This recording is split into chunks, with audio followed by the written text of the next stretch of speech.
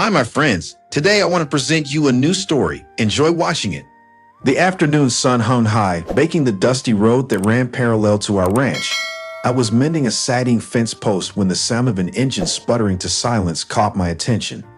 Looking up, I saw a red car parked haphazardly along the roadside, steam curling out from under its hood. Beside it stood a woman pacing in agitation and kicking at the ground. Curiosity got the better of me, and I dropped my tools, brushing dirt off my hands as I approached. "Afternoon, ma'am. Everything all right?" I asked, keeping my tone calm. The woman whipped around, startled. She was dressed in a tailored blazer and slacks, her polished appearance at odds with the rugged surroundings. Her expression was a mix of frustration and relief. "Does it look all right?" she snapped, before taking a deep breath. I'm sorry. It's been a rough day. My car decided to break down in the middle of nowhere, and my phone has no signal. Happens more often out here than you'd think, I said, offering a small smile. "Mind if I take a look?" She hesitated, eyeing me warily. "You're a farmer. What do you know about fixing cars?" I chuckled. Well, I'd had to keep my old truck running with duct tape and a prayer more times than I'd like to admit.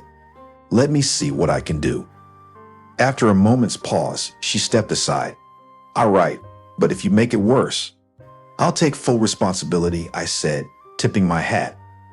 I popped the hood and leaned in, the heat from the engine hitting me like a furnace.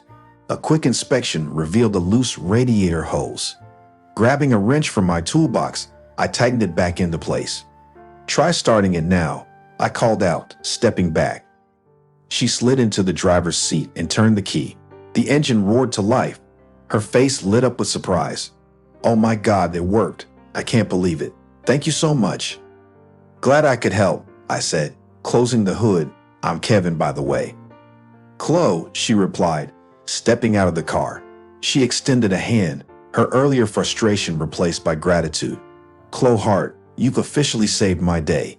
"Well, Chloe, if you've got a little time, why don't you stop by the ranch? My wife makes a mean glass of lemonade." She hesitated, glancing at her watch. I suppose I could use a break, and honestly, I've never been to a ranch before. "Then you're in for a treat," I said, leading the way. As we walked, I couldn't shake the feeling that fate had a hand in bringing Chloe to our dusty corner of the world. Chloe sat at our rustic dining table, the scent of fresh cornbread and roast chicken wafting through the room. My wife, Candy, bustled about, placing dishes with practiced ease, her warm smile a sharp contrast to Chloe's reserved demeanor. Our daughters, Emily and Sarah, peeked curiously from the doorway, whispering giggles between themselves. "You've got a lovely family," Chloe said, her voice soft but genuine. "Thank you," Candy replied, sliding a plate in front of her. "We're happy to share our home with you, even if just for a meal."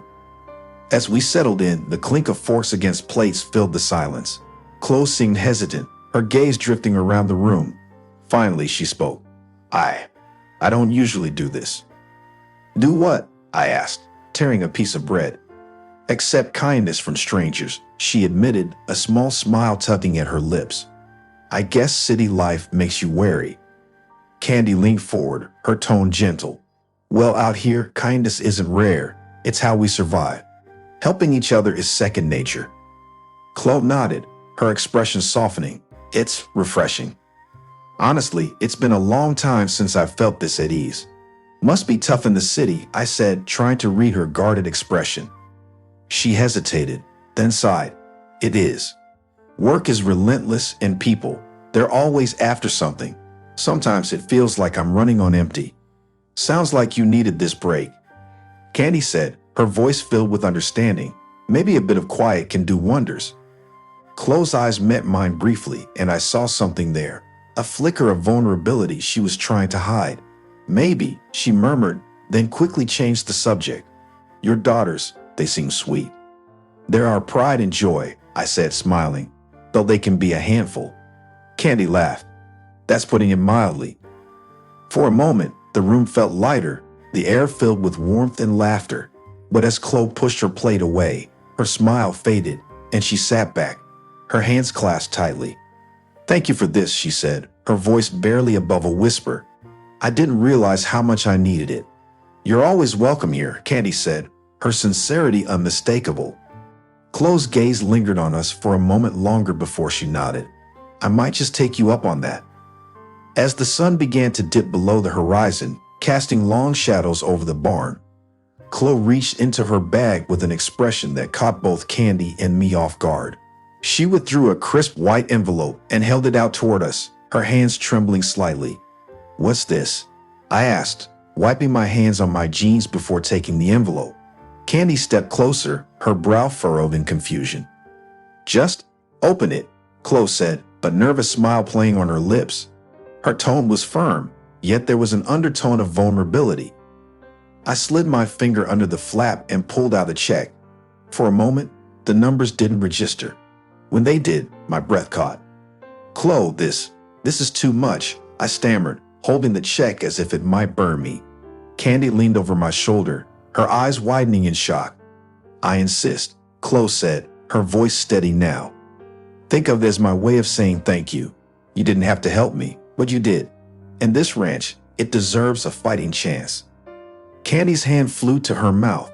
"We can't accept this. It's far too generous."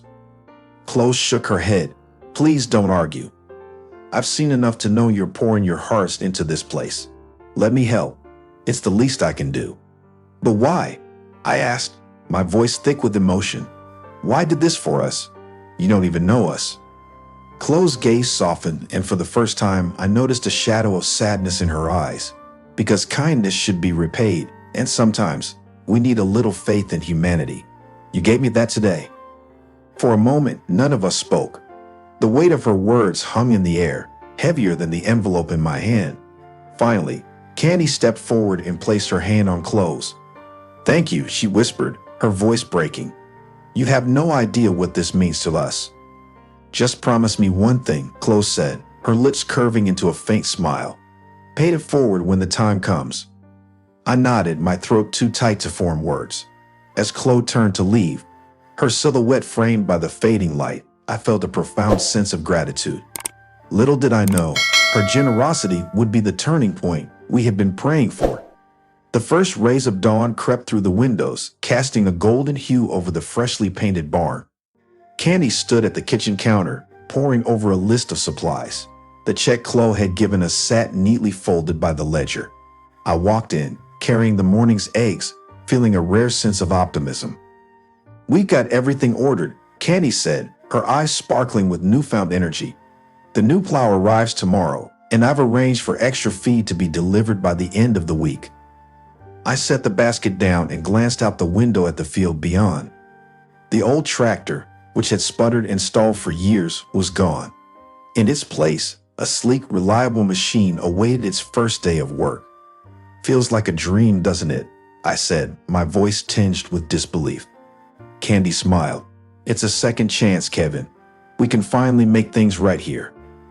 Just then, Emily and Sarah burst into the kitchen, their boots clattering against the wooden floor.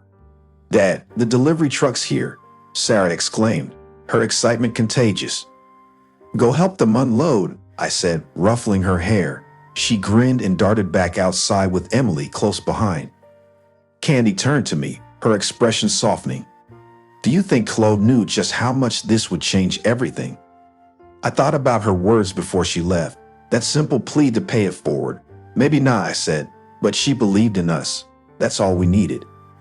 As the day unfolded, the ranch buzzed with activity. The new equipment made tasks that once took hours a breeze. The fields, which had struggled under our aging tools, were plowed and ready for planting. Even the animals seemed livelier, their stalls cleaner and more spacious than ever before. That evening, as we gathered around the dinner table, a sense of accomplishment filled the air. The girls chattered about their plans for the animals, while Candy and I exchanged knowing glances. For the first time in years, the future felt bright. The night was eerily quiet, with only the soft chirping of crickets breaking the silence. I had just finished checking the barn when Candy rushed out of the house, her face pale. "Kevin, there's smoke coming from the east field," she cried. My heart leaped into my throat. Grabbing a lantern and a shovel, I sprinted toward the field, Candy close behind. As we neared, the smell of burning grass grew stronger, and the orange glow of flames illuminated the dark sky. "It's spreading fast," I muttered, assessing the situation. The dry summer had turned the fields into a tinderbox. "Candy, get the girls and call the fire department. I'll try to contain it until they get here." She hesitated, her eyes filled with fear. "Be careful," she whispered before running back toward the house. I worked furiously, using the shovel to dig a fire break and throwing dirt onto the advancing flames. The heat was intense and sweat poured down my face. Just as my strength began to falter, headlights appeared in the distance. Relief washed over me as neighbors and volunteers arrived, armed with buckets and tools. Together, we fought the fire, inch by inch, until the first drops of rain fell from the sky, extinguishing the remaining embers. Candy rushed to my side as I collapsed onto the damp ground. "Are you okay?" she asked, her voice trembling. "Yeah," I panted, looking at the scorched earth. It could have been worse. The next morning, as the sun rose over the ranch, the damage became clear. The east field was gone, but the barn and house were untouched. The community's efforts had saved what mattered most. In the evening, a car pulled into the driveway. To my astonishment, Chloe stepped out, her face a mix of concern and determination. "I heard what happened," she said, walking toward us. "Are you all okay?" "We'll manage," I said, though my voice betrayed the exhaustion I felt. Chloe smiled gently. "You've managed enough. It's time someone helped you." She handed me a folder. Inside were documents outlining a grant application she had prepared for us, one that could cover the costs of replanting and recovery. Tears welled in Candy's eyes. "Chloe, we can't keep taking from you." "You're not," Chloe replied firmly. "This is just a way to pay forward what you've already given me, hope." Looking out at the charred field, I felt a surge of determination. In that moment, I realized something important. Kindness, no matter how small, has the power to transform lives. And now it was our turn to spread that kindness, ensuring Chloe's generosity lived on in ways she might never know. Friends, what do you think of this story?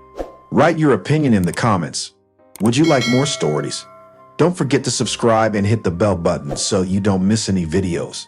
See you tomorrow.